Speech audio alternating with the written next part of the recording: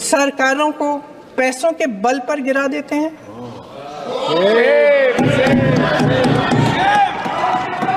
मेरा आग्रह है कि अपन संविधान में सकारात्मक बोले। आप राजनीतिक न्याय की बात करते हैं, सरकारों को पैसों के बल पर गिरा देते हैं।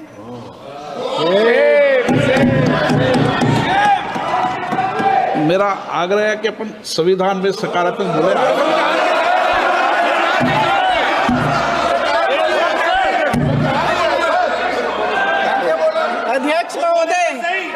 अध्यक्ष महोदय, सत्ता पक्ष के हमारे साथी ने एक उदाहरण दिया उत्तर प्रदेश की सरकार का, तो मैं भी एक उदाहरण दे देती हूँ महाराष्ट्र की सरकार का।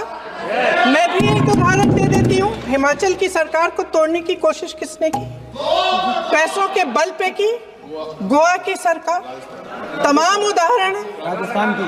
क्या ये सरकारें जनता ने नहीं चुनी थी? क्या संविधान इन पर लागू नहीं था?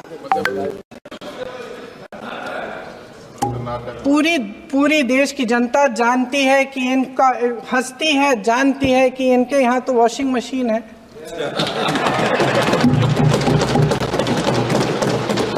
तो यहाँ से वहां जाता है, वो धुल जाता है। इस तरफ दाग, उस तरफ स्वच्छता। और मेरे कई ऐसे साथी हैं जो इस तरफ होते थे उस तरफ चले गए, मुझे दिख भी रहे हैं, वॉशिंग मशीन में शायद धुल गए हैं। अध्यक्ष महोदय, जहां भाईचारा और अपनापन होता था, जहां हमारे संविधान ने एकता का सुरक्षा कवच दिया था, वहां शक और घृणा के बीज बोए जा रहे हैं। एकता का सुरक्षा कवच तोड़ा जा रहा है। प्रधानमंत्री जी यहाँ सदन में संविधान की किताब को यूं माथे से लगाते हैं, लेकिन संभल में, हाथरस में, मणिपुर में जब न्याय की गुहार आती है, उठती है, तो उनके माथे पे शिकन तक नहीं आता।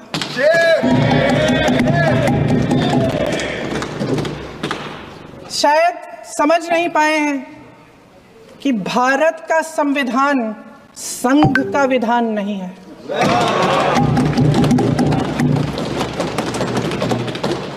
भारत के संविधान ने हमें एकता दी, हमें आपसी प्रेम दिया। उस मोहब्बत की दुकान जिस पर आपको हंसी आती है, उसके साथ करोड़ों देशवासी चले। करोड़ों देशवासियों के दिल में एक दूसरे के लिए प्रेम है, घृणा नहीं है।